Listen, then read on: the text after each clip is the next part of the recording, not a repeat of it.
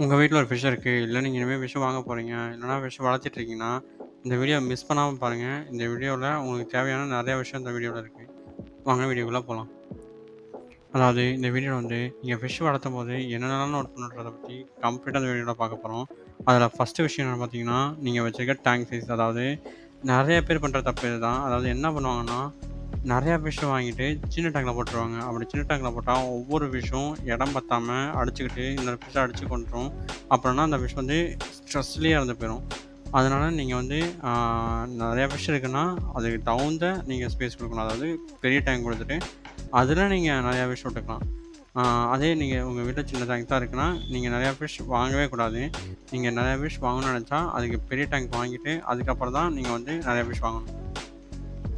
அதுக்கப்புறம் நீங்க அந்த டேங்க்ல வச்சிருக்க செட்டப். அதாவது நீங்க வெறுதே ஒரு டேங்க் மட்டும் இருந்துச்சுன்னா, கண்டிப்பா அந்த எந்த ஒரு மீனுமே அந்த அளவுக்கு ஹேப்பியா இருக்காது.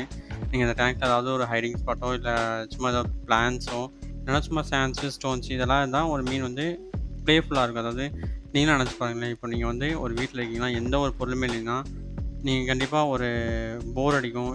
வெறுத்து போயிருவீங்க. அந்த மாரி தான் அந்த மீனும் இருக்கும். அந்த மீனோட டேங்க்ல எதுவுமே இல்லைன்னா, அந்த மீனுங்களுமே வெறுத்து ரொம்ப ஸ்ட்ரெஸ் ஆயிரும். அதனால அந்த டேங்க்ல முடிஞ்ச அளவுக்கு நீங்க ஒரு சின்ன ஒரு பொருள், அதாவது சின்ன ஒரு ஹைடிங் ஸ்பாட்டோ, இல்ல சின்ன ஒரு பொம்மையோ, இல்ல சின்ன ஒரு ஸ்டோன்ஸோ அத ஆட் பண்றதுக்கு ட்ரை பண்ணுங்க. அதுக்கப்புறம் அந்த மீனுகளுக்கு நீங்க குடுக்குற ஃபீடிங்ஸ். அதாவது ஃபீடிங்ல நெறைய பேர் தப்பு பண்ணுவாங்க. என்னன்னா, நெறையா ரொம்ப அதிகமா ஃபீட் பண்ணிருவாங்க.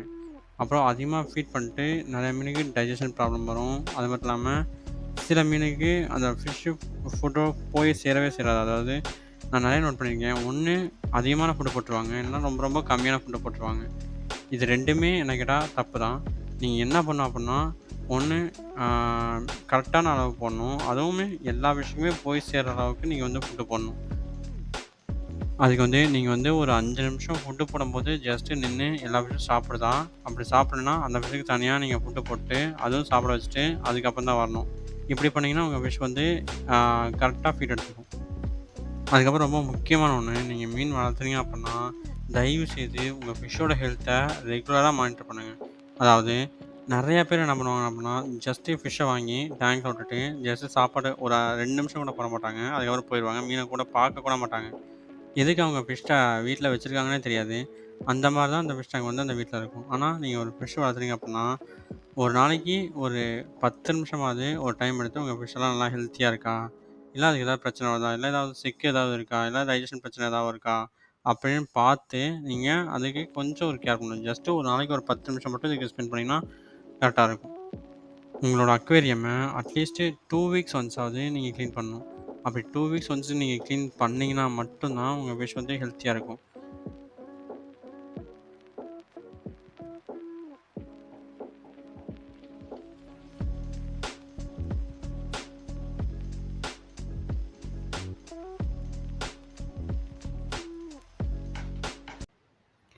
அப்புறம் இந்த வீடியோ பிடிச்சிருந்துச்சுன்னா, லைக் பண்ணுங்க, ஷேர் பண்ணுங்க, மறக்காம சப்ஸ்கிரைப் பண்ணிடுங்க.